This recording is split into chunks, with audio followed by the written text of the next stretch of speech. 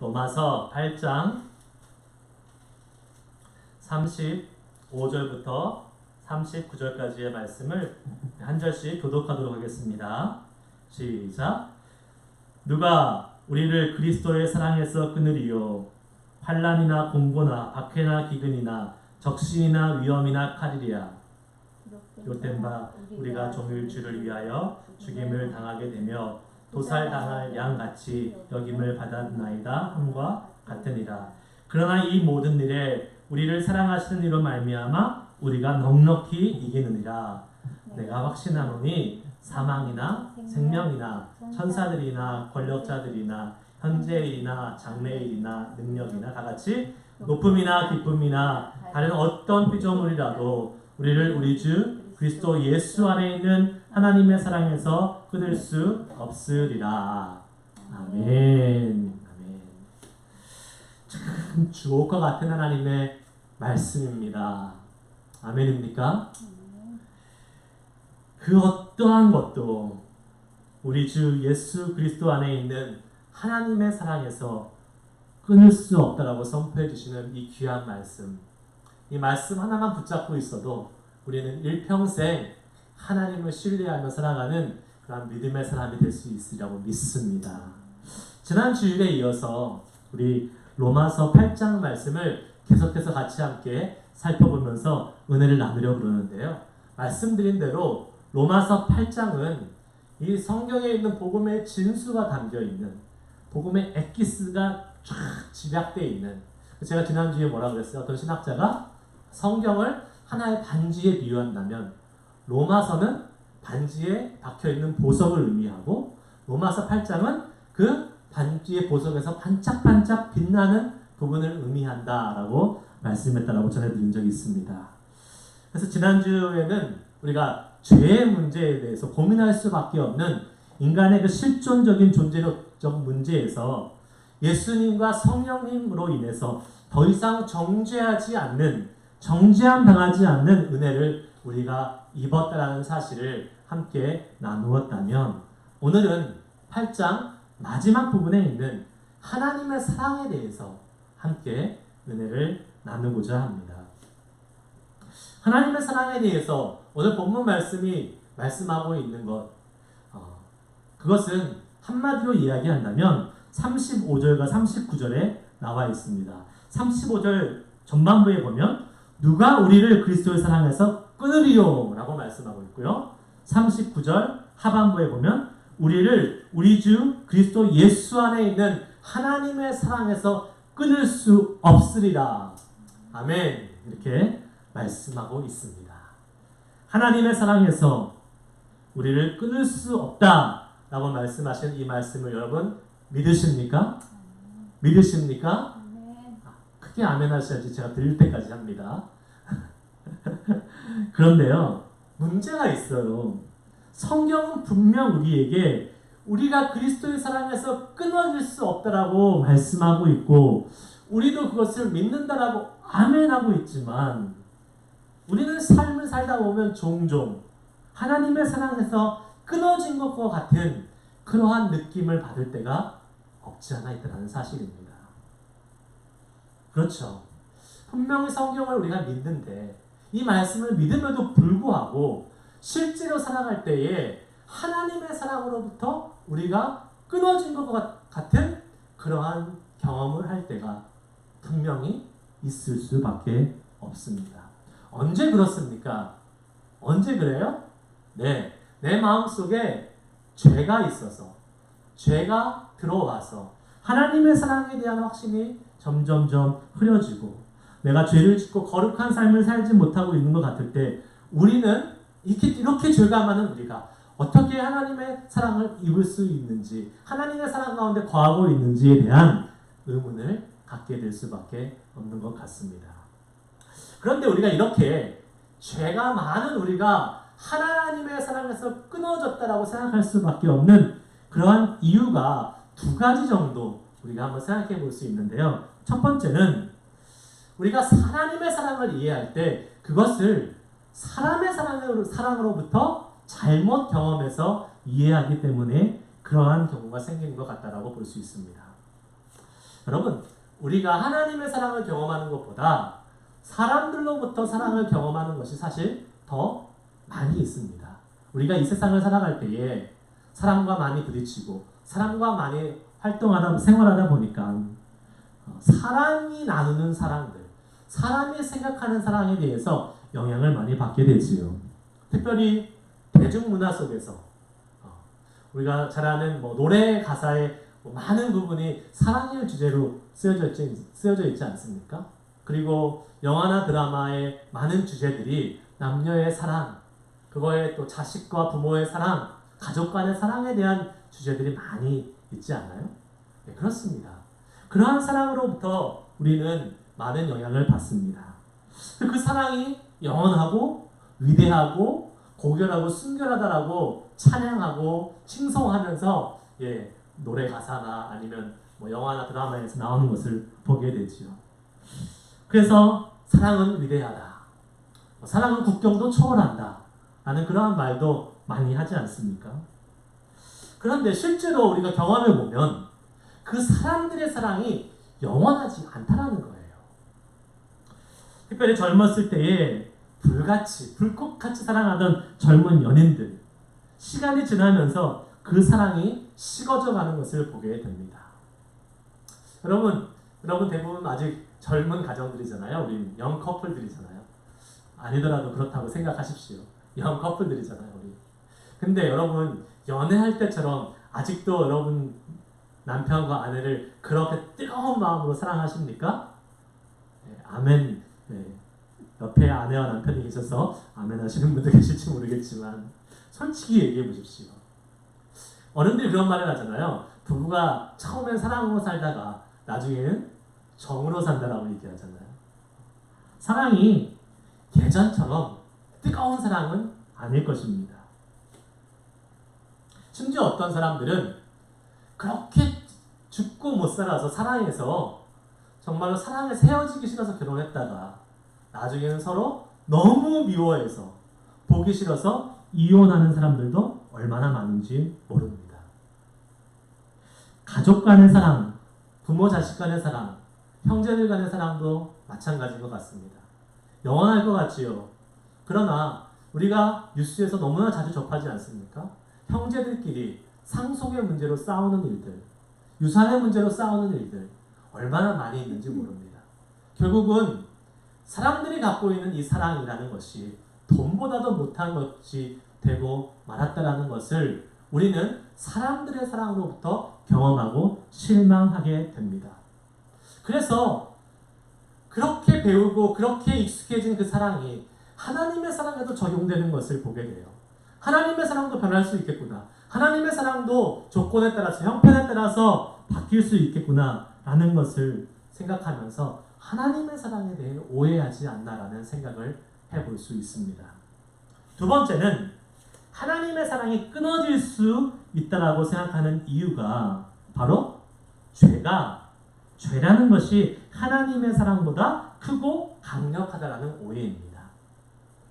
죄를 지면 우리가 하나님의 사랑으로부터 끊어진다. 왜? 죄가 너무나 파괴적이고 너무나 강력하기 때문에 하나님의 사랑으로부터 끊어진다라고 생각하는 오해입니다. 예, 맞습니다. 죄는 강력하고 파괴적입니다. 우리와 하나님으로부터 하나님의 관계를 소원하게 하고 멀어지게 하는 것은 사실입니다. 그러나 죄는 하나님의 사랑을 끊을 수는 없습니다.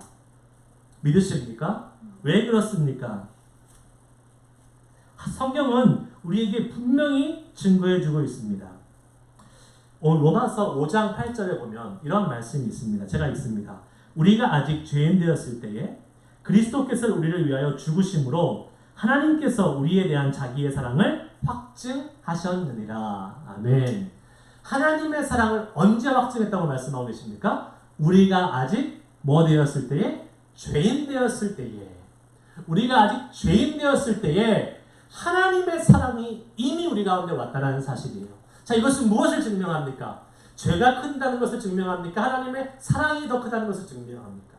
하나님의 사랑이 죄를 이길 수 있고 죄를 지배할 수 있고 죄를 물리칠 수 있다는 사실을 우리에게 설명해 주고 또 확증해주고 있다는 사실을 믿을 수 있길 바랍니다.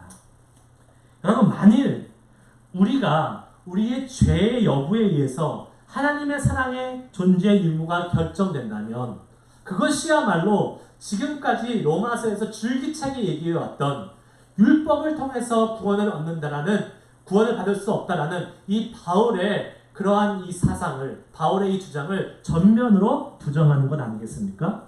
율법주의의, 철저한 율법주의를 말씀하고 있는 것이 될 수밖에 없습니다.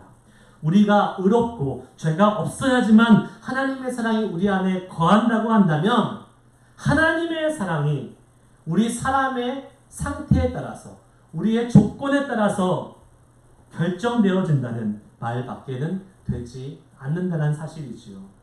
하나님의 사랑이 우리들 인간적인 사람의 상태에 따라서 결정되고 그것에 의존된다면 그것은 더 이상 하나님의 사랑이 될 수 있는 것이 아닙니다.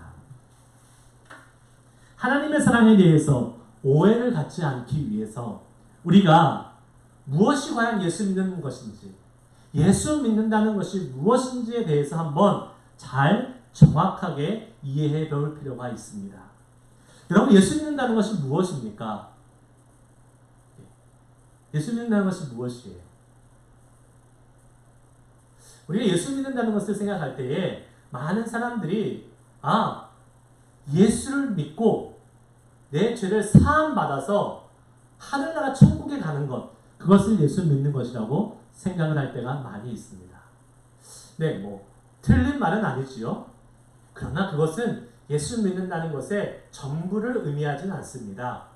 예수 믿는다라는 것은 바로 예수와 함께 우리 자신이 십자가에 죽었고 또 예수님과 함께 살아간다라는 것을 의미하고 있습니다. 무엇을 말씀하고 있어요? 갈라디아서 2장 20절 전반부의 말씀에 보면 우리가 너무나 잘 아는 말씀이 있죠. 내가 그리스도와 함께 십자가에 못 박혔나니 그런즉 이제는 내가 사는 것이 아니요 오직 내 안에 그리스도께서 사시는 것이라. 아멘. 예수 믿는다는 것은 이것이에요. 내가 십자가에 못 박혔나니 거기서 끝나는 것이 아니라 이제는 내가 사는 것이 아니라 예수님께서 내 안에 사시는 것. 나와 예수님이 함께 거하며 함께 살아가는 것. 예수님과 함께 동행하는 삶이 예수 믿는다는 것이에요. 자, 그렇다면 내가 사는 것이 아니라 내 안에 예수님이 사신다는 것은 무엇을 의미합니까? 내 안에 어떠한 죄가 들어온다 할지라도 내 안에 예수님이 그 죄를 이미 해결하시고 죄의 권세를 물리치신 예수님이 계시기에 그 죄가 영향력을 발휘한다? 못 발휘한다? 발휘하지 못한다는 것을 의미한다고 볼 수 있습니다.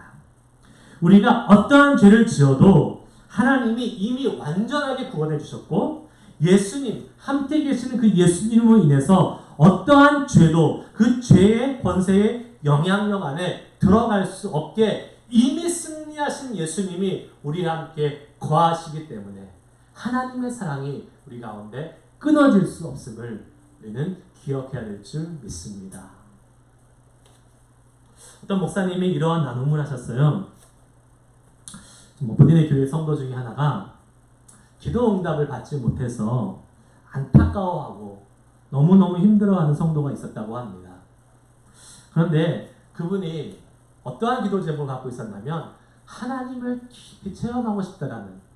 이 사람이 예수를 믿고 났는데 예수를 믿으니까 주변의 사람들이 빛으로 오신 기도 중에 빛으로 하나님이 임재해 주셨고 어떤 사람은 기둥이같이 성령님이 임재해 주시고 어떤 사람은 불과 같이 하나님이 임재해 주셔서 그렇게 하나님을 체험하고 싶다라는 그러한 간절한 소망함이 있어서 기도해 왔는데 아무리 기도를 오랫동안 해도 그러한 체험을 하지 못해서 너무나 안타깝고 또 그래도 신앙생활을 한 짬밥이 있으니까 기도한 거는 받은 줄로 믿으라고 하는 그러한 하나님의 말씀을 믿고 기다리고 있는데 그 기다리는 기간이 너무 오래되니까 정말 지치고 힘들다라는 그러한 상담을 목사님께 해왔습니다. 그래서 목사님이 이렇게 대답했대요. 자매님은 지금 실망하거나 지금 그 기도 응답이 되지 않는다고 해서 지금 힘들어할 필요가 전혀 없는 것 같습니다. 자매님은 이미 하나님을 체험하고 계십니다. 그 자매가 어리둥절했대요. 아니 분명히 빛으로 오신 하나님도 불과 같은 성령도 아니고 비둘기 같은 성령도 만나지 못했는데 어떻게 내가 하나님을 체험했습니까? 하나님이 자매님이 함께하고 계시다는 증거가 있습니다. 그것이 바로 무엇입니까? 하나님이 자매님께서 하나님을 알고 싶어하는 그 마음, 하나님을 체험하고 싶어하는 그 마음은 이미 자매님 안에 하나님이 함께 거하고 계십니다 라는 것을 보여주고 있는 그 어느 것보다 확실한 증거입니다 라고 말씀하시면서 이렇게 예를 드셨어요. 여러분, 자매님, 자녀가 부모와 함께 살 때 가장 큰 축복이 무엇입니까?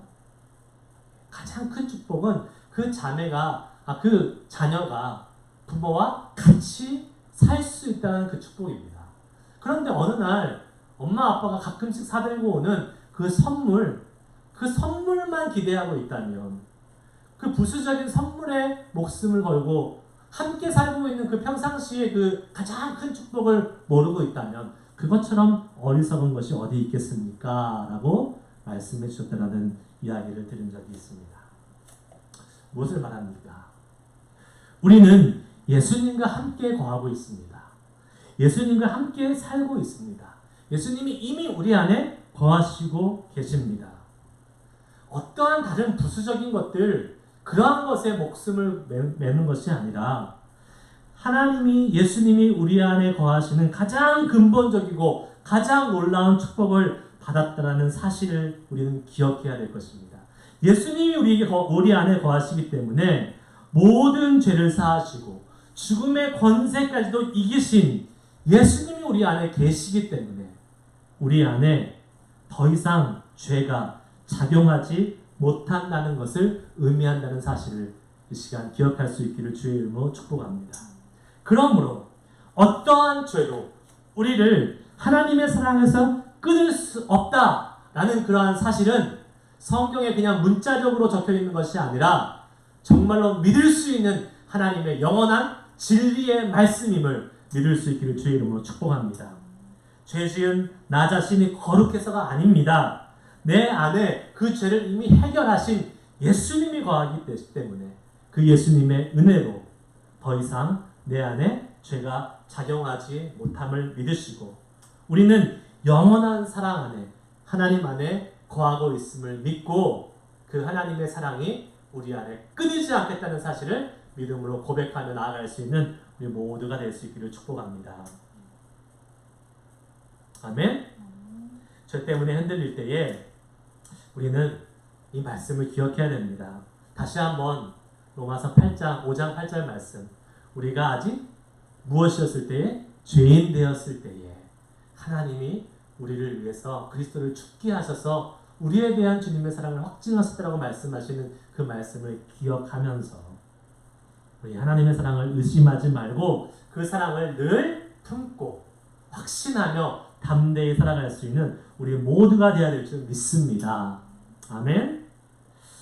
여러분, 지난주에 한 주간의 삶을 한번 살펴보시기 바랍니다. 하나님의 말씀과 동행했습니까? 큐티 빠지지 않고 잘하셨습니까? 하나님과 늘 기도하며 영혼의 호흡을 잘 실천하셨습니까? 가정예배도 드리시면서 하나님의 기쁨이 되셨습니까? 하나님의 말씀대로 살면서 하나님을 세상에 증거하며 빛과 소금의 역할을 감당하며 사셨습니까? 아마 아멘 하면서 확신 있게 대답하기 쉬우신 분들이 많지 않을 것입니다. 오히려 죄와 사탄의 유혹에 넘어가 원치 않는 죄를 범하고 이 시간 하나님 앞에 좀 불편한 마음으로 나와 계신 분도 계실 수 있을 것입니다. 그리고 생각할 때에 내가 생각해도 너무 뻔뻔하지. 어떻게 이러한 모습인 내가 하나님 앞에 또 나와서 예배할 수 있어 라고 생각하면서 풀이 죽어서 아니면 정말로 너무나 그 마음이 낙심되어서 주님 앞에 나가지 못하고 계신 분들도 있을 수 있을 것입니다. 내가 하나님이라고 생각하면 너 또 왔냐? 그런 모습으로 또 온 거야 도대체? 왜 그렇게밖에 못 살아? 라고 하나님이 핀잔을 주실 수밖에 없지 않나? 라고 생각할 수도 있을 것입니다. 그러나 여러분, 오늘 본문 말씀 무엇이라고 말씀하십니까? 어떠한 것도 하나님의 사랑에서 끊을 수 없다라고 말씀하세요. 하나님은 우리에게 핀잔을 주시고 너 또 왔냐? 왜 그러한 모습으로 살았냐? 하고 이렇게 말씀하시는 분이 결코 아니십니다. 어떠한 사람이든지 주님 앞에 나오기만 하시면 하나님은 버선발로 달려가서 기뻐하시며 끌어안고 잘했다. 잘했다. 그래 힘들었지. 너가 고생스러웠지. 그래 얼마나 이 힘든 세상에서 죄악 가운데 어려웠냐. 그래도 나를 기억하고 돌아왔으니 얼마나 다행이냐 라고 끌어안고 기뻐하며 춤추시고 우리를 사랑으로 맞이해 주시는 분이심을 믿으시기를 축복합니다. 누가복음 15장에 우리가 잘 아는 탕자의 비유가 있잖아요. 탕자. 아버지가 죽기도 전에 아버지의 분깃을 나에게 주십시오. 당시 문화에 죽지도 않은 아버지에게 유산을 달라고 하는 것은 아버지 빨리 죽으십시오 라는 말과 똑같은 거예요. 그런 불효막심한 아들이 어디 있습니까? 그렇게 아버지 가슴에 못을 받고 아버지의 유산을 받아서 미리 당겨받아서 그것을 가지고 잘 사용했으면 좋았을 텐데 허랑방탕하게 쓰다가 다 탕진하고 거지꼴이 되어서 돼지의 주염 열매를 먹으면서 돼지 곳간에서 사는 그러한 아주 비참한 삶을 살던 아들이 염치불구하고 아버지 앞으로 돌아왔을 때에 아버지는 어떻게 하셨습니까?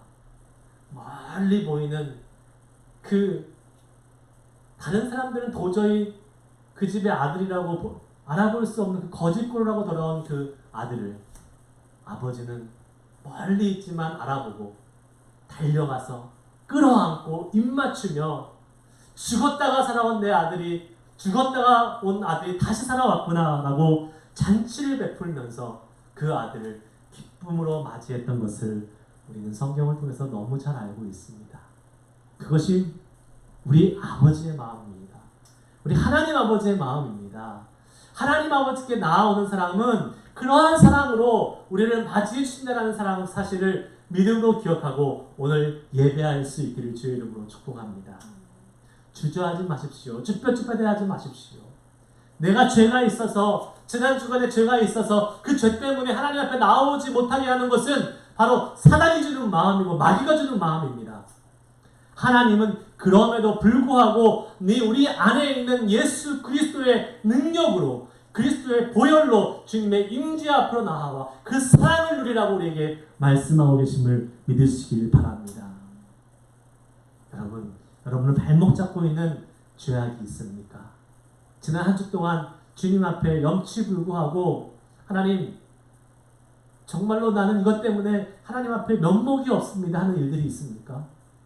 괜찮습니다. 하나님은 이미 예수 그리스도가 우리 안에 함께 계시게 하셨으므로 모든 죄를 이기게 하시고 그 주님의 사랑 앞에 나올 수 있는 자격을 주신 줄 믿습니다.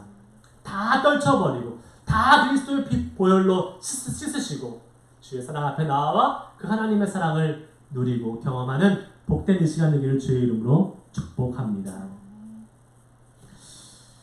하나님께서 우리를 너무나 소중하게 여기고 계십니다.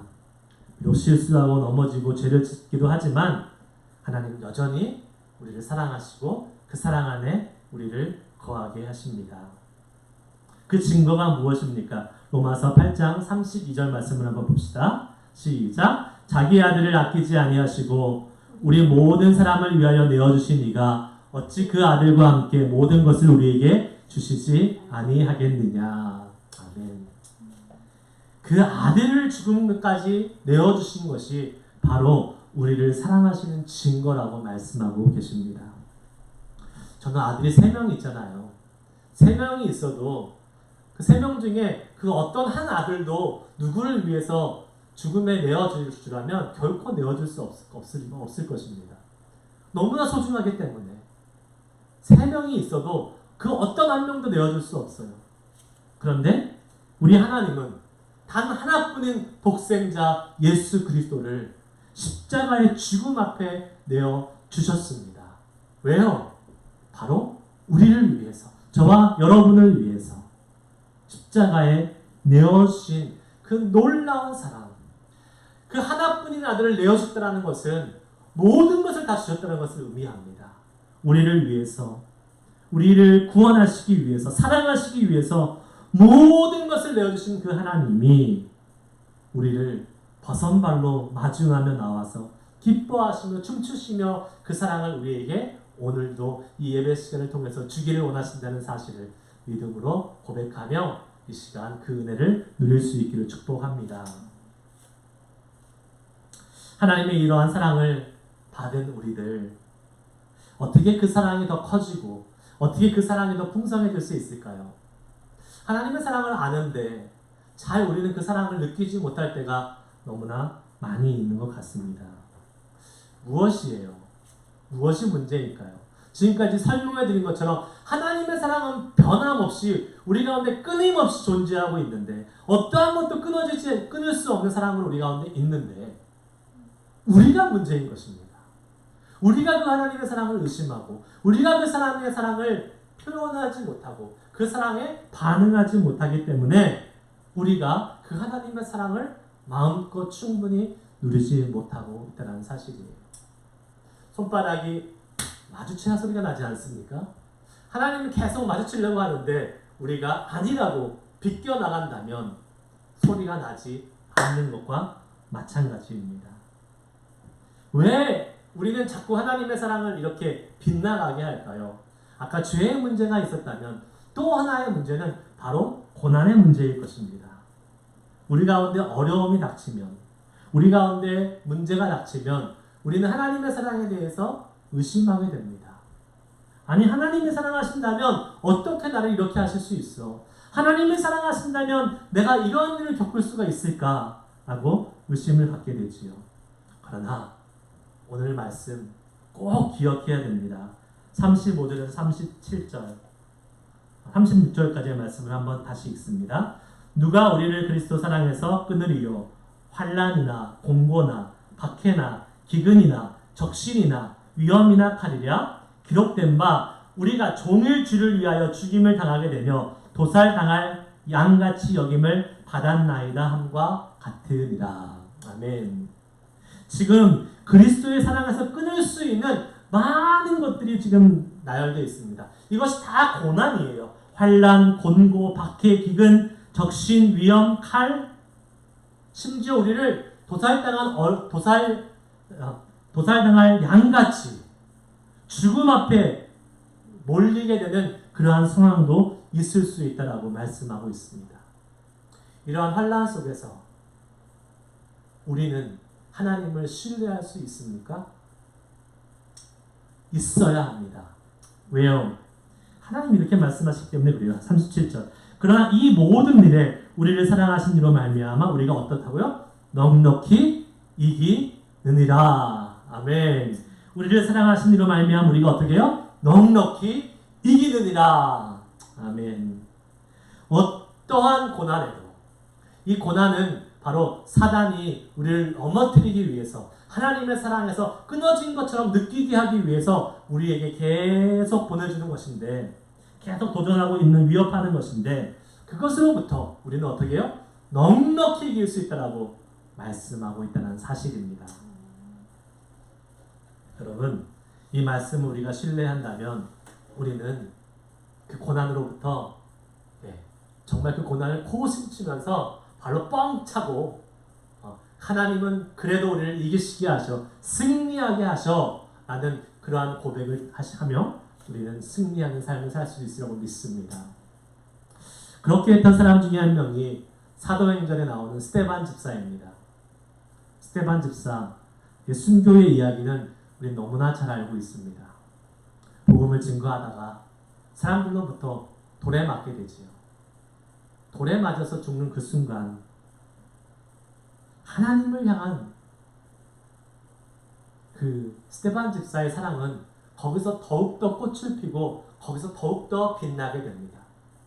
돌을 향해 던지는 그 사람들을 향해서 스데반 집사는 저주하지 않고 마치 예수님처럼 그들을 향해 더 안타까운 심정으로 복음을 전하게 되고 오히려 그의 얼굴에서 빛이 나고 광채가 나며 하늘에서 서신 주님을 바라보면서 그 순교의 순간을 맞이할 수 있었던 이유는 무엇입니까?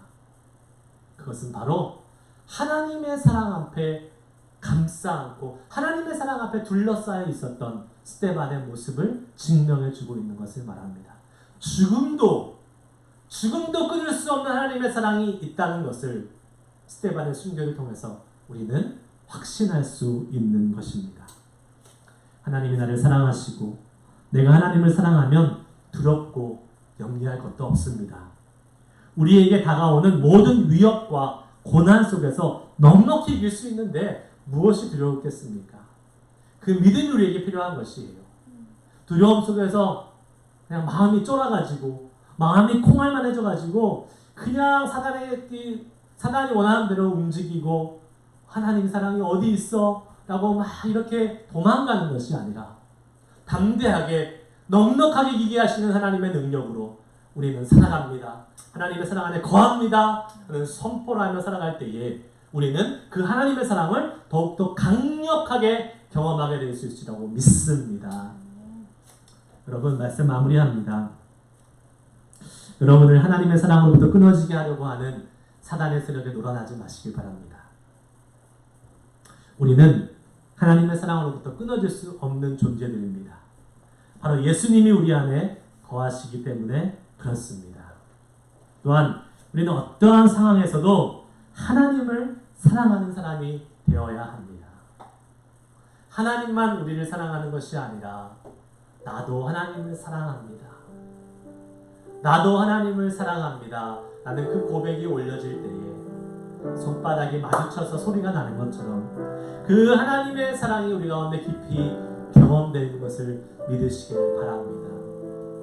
여러분, 얼마나 많이 하나님을 사랑한다고 고백하고 계십니까? 얼마나 많이 하나님을 사랑하는 삶을 살고 계십니까? 하나님은 그 사랑의 고백을 오늘도 기다리고 계십니다. 그리고 그 사랑의 고백을 드릴 때에 주님의 그 사랑이 우리 가운데 더 풍성하게 경험될 수 있어. 하나님을 찬양했던 사도 바울의 이 고백이 바로 저와 여러분의 고백이 되어서 우리 삶을 또 한 주간 동안 살아갈 때에 이제는 하나님의 사랑이 우리 가운데 있다라는 사실만 개념적으로 아는 것이 아니라 우리가 그 사랑을 고백함으로 말미암아 그 사랑이 같이 시너지를 이루어서 하나님의 사랑과 우리의 사랑이 아름답게 만나서 그 하나님의 사랑을 깊이 경험할 수 있는 그러한 은혜의 한 주간이 될 수 있기를 주의 이름으로 축복합니다. 함께 기도하겠습니다. 이 시간